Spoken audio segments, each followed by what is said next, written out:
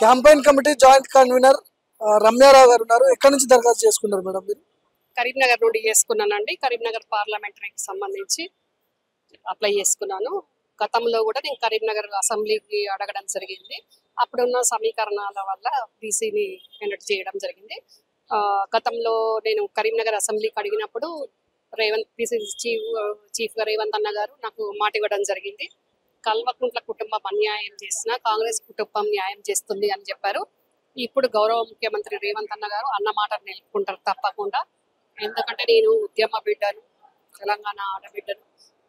నేను పుట్టినప్పటి నుంచి కూడా మా నాన్నగారు కూడా కాంగ్రెస్ లీడర్ కాబట్టి కాంగ్రెస్ ఐడియాలజీ తోటే నేను పుట్టి పెరిగాను, పనిచేస్తున్నాను కాబట్టి తప్పకుండా పార్టీ ఏ హోదా ఇచ్చినా కూడా పార్టీ పరంగా నేను న్యాయం చేసిన కాబట్టి తప్పకుండా పార్టీ ఈసారి నా అభ్యర్థిత్వాన్ని ఖరారు చేస్తుంది.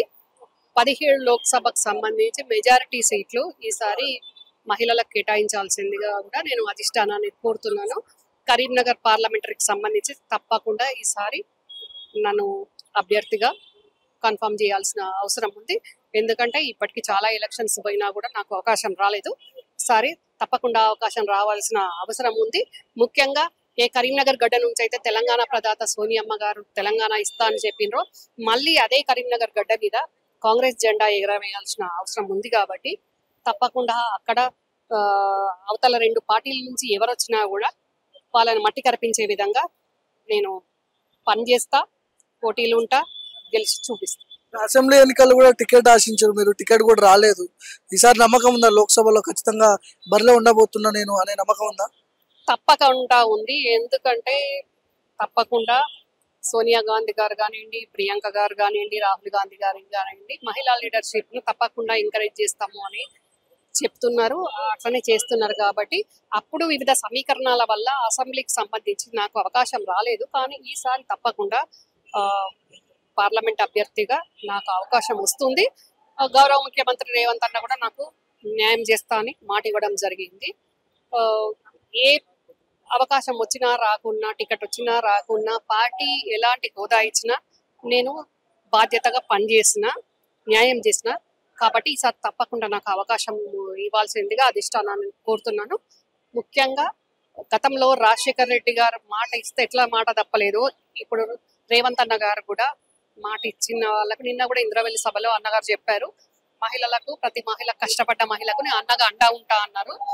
మరి ఇంద్రవెల్లి సభలో చెప్పారు, నాకు కూడా చెప్పారు. కాబట్టి అన్నగారు మాట నిలుపుకుంటారు.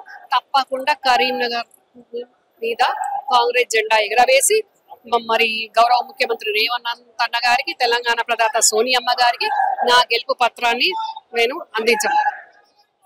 ఇప్పుడు ఎమ్మెల్సీ కవిత మాట్లాడుతూ రేవంత్ ప్రజాధనాన్ని దుర్వినియోగం చేస్తున్నాడు, జార్ఖండ్ ఎమ్మెల్యేలను తీసుకొచ్చి వాళ్ళకి ఎస్కాట్లు పెడుతున్నాడు, హోటళ్లు కేటాయిస్తున్నాడు, ఇది ప్రజా దుర్వినియోగం కాదని మాట్లాడుతున్నది కవితమ్మ. ఏం చెప్తారు? అంటే ఇప్పుడు అక్కడ మా ప్రభుత్వము కాంగ్రెస్ నాయకులను ఎమ్మెల్యేలను తెచ్చి ఇక్కడ రిసార్ట్ లో ఉంచారు. ఎందుకంటే మా ప్రభుత్వాన్ని, అక్కడ ప్రభుత్వాన్ని కాపాడుకోవాల్సిన బాధ్యత మాకుంటది. కాబట్టి డెఫినెట్ గా ఇక్కడ వాళ్ళకు 2-3 రోజులు షెల్టర్ ఇస్తున్నాం. అది ఎట్లా దుర్వినియోగం అవుతుంది? మీరు ఏమి చేసినా గానీ, మీరు కుక్కల చెట్లు, నక్కల చెట్లు ఏం చేసినా గానీ ప్రజా దుర్వినియోగం కాదు.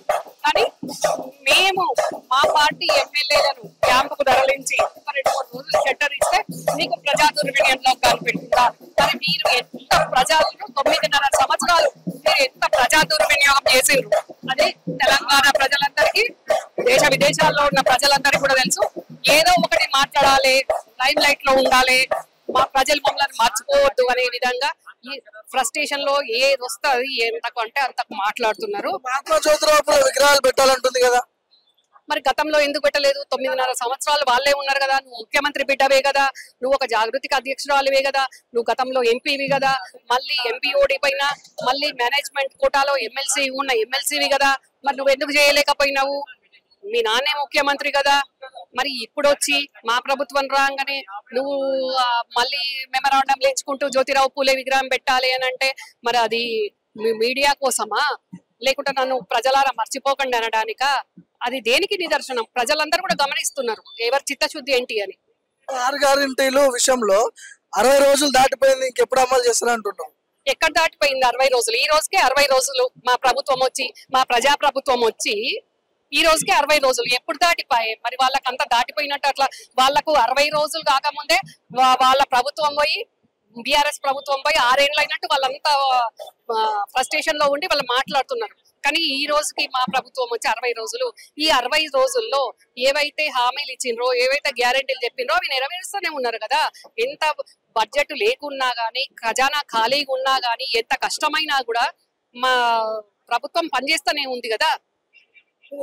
ఇంతకు ముందు ప్రెస్ మీట్ పెట్టి బీసీ కులగణన అంటుంది, బీసీ జనగణన అంటుంది, బీసీలకు రిజర్వేషన్లు కావాలంటుంది, కొత్తగా అనిపిస్తుంది. ఏం చెప్తారు దీన్ని?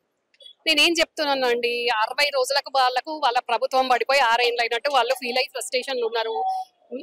ప్రజలు మర్చిపోవద్దు అనడానికి మీడియా ముందుకొచ్చి ఏదో ఒకటి ఇష్యూ తీసుకొని మాట్లాడుతున్నారు. కులగణన జనగణన అనుకుంటా. మరి మీ ప్రభుత్వం ఉన్న 9.5 సంవత్సరాల కాలంలో ఏం చేసిండ్రు అప్పుడు? అంటే అప్పుడు కేవలము ప్రగతి భవన్ల ప్రభుత్వంలో ఉండి మీరు మాయ మాటలు చెప్పిండ్రు, అధికారాన్ని అడ్డగోలుగా వాడుకున్నారు, ప్రజలకు ఇచ్చిన హామీలు మర్చిపోయినరు. అందుకే ప్రజలు కర్రగాల్చి వాత పెట్టి మీ ప్రభుత్వాన్ని దించి మా ప్రభుత్వాన్ని ఆదరించిండ్రు. మరి ఇప్పటికైనా వాళ్ళు ఇంకా గాళ్ళెం మెడలు కట్టుకోకుండా ఇప్పటికైనా మరి ప్రతిపక్షంలో ఉండి కూడా ఒక సభ్యతతోటి సంస్కారంతో ఉంటామనేది వాళ్ళు నేర్చుకోవాల్సిన అవసరం ఉంది. రాజయ్య రాబోతున్నాడు అంట కాంగ్రెస్ పార్టీలోకి. ఇంతకు ముందునే రాజీనామా చేసిండు మాజీ డిప్యూటీ సీఎం తాటికొండ రాజయ్య. దీని మీద ఏమైనా మాట్లాడతారా? ఇప్పుడు మీరు చెప్తేనే తెలిసింది. తాటికొండ రాజయ్య గారు గతంలో కాంగ్రెస్ నాయకుడే. కాంగ్రెస్ నాయకులు ఎవరైనా కానీ కాంగ్రెస్ కి ఎప్పుడు వస్తా అన్నా కానీ కాంగ్రెస్ పార్టీ ఆదరిస్తుంది. కాబట్టి తప్పకుండా మా నాయకుడు కొన్ని రోజులు వాళ్ళ మైఫిల్లో ఉండి అక్కడ ఉండిపోయినరు. కానీ ఆ బీఆర్ఎస్ పార్టీ ఏంటి, కాంగ్రెస్ పార్టీ ఏంటి అనేది ఆయనకు తెలుసు. కాబట్టి మళ్ళీ సొంత గుట్టికి వచ్చేస్తున్నారు. సో మొత్తానికి 6 గ్యారంటీలు అమలవుతాయా? పక్క 100 రోజులు డెడ్ లైన్ పెట్టరు మీకు బీఆర్ఎస్ వాళ్ళు, లేకపోతే రోడ్ల మీద ఉరికిస్తాం ఇలాంటి మాటలు మాట్లాడుతున్నాడు కేటీఆర్. ఎట్లా చూస్తారు? వాళ్ళు మాకు డెడ్ లైన్ పెట్టడం ఏంది? మాకు డెడ్ లైన్ వాళ్ళే ఏందండి? వాళ్ళు ఎవరు అసలు మాకు డెడ్ లైన్ పెట్టడానికి? మేము ప్రజలకు వాగ్దానం ఇచ్చినాం, ప్రజలకు హామీలు ఇచ్చినాం, అవి నిలబెట్టుకుంటున్నాం. నిలబెట్టుకునే దిశగా 24 గంటల్లో 18 గంటలు మా గౌరవ ముఖ్యమంత్రి గారు మంత్రులు పనిచేస్తా ఉన్నారు. ఆల్రెడీ 60 రోజుల్లోనే కొన్ని గ్యారంటీలు నెరవేర్చినాం, ఇంకా 2 గ్యారంటీలు కూడా నెరవేర్చబోతున్నాం. ఇంకా మీకు ఓపిక లేక ఆగామాగామయ్యి ఎలక్షన్స్ కు ముందు ఇట్లా అసత్య ప్రచారాలు చేసుకుంటూ ఏం చెప్పాలనో వాళ్ళకు ఇప్పుడు వాళ్ళ పార్టీ పరంగా చెప్పుకోవడానికి ఏం దిక్కులేక ఈ రోజు ఈ రకంగా మాట్లాడుతున్నారు. కాంగ్రెస్ పార్టీ మీద బురద జల్లే ప్రయత్నం చేస్తుంది బీఆర్ఎస్. ఈసారైనా రమ్యారావు గారికి లైన్ క్లియర్ అవుతారా? లోక్సభ బరిలో ఖచ్చితంగా టికెట్ వచ్చే అవకాశం ఉందా? ఈసారి కూడా తప్పించే అవకాశం ఏమైనా ఉందని మాట్లాడుతున్నారు. మళ్ళీ గతంలో మీరు అన్నారు కేసీఆర్ పరోక్షంగా పనిచేసిండు టికెట్ రానికుండా. నేను అనలేదు, అది మీరు ఎట్లా విన్నారో. కేసీఆర్ పనిచేసిండు పరోక్షంగా అనలేదు. కొంతమంది కుట్రలు చేసిండు. అక్కడ కొంతమంది కోటరీ ఉంది, ఆ కోటరీ పని కుట్రలు చేయడము. వాళ్ళు కుట్రలు చేసిండ్రు అనేది నాకు కొంచెం సమాచారం ఉంది. నేను ఎవరి పేరు తీసుకోలేదు. ఎవరు కుట్రలు చేసినా ఎవరు ఏం చేసినా కాంగ్రెస్ పార్టీ నాకు అండదండగా ఉంది. కాంగ్రెస్ పార్టీని ఆదరించే ప్రజలు ఉన్నారు నాకు.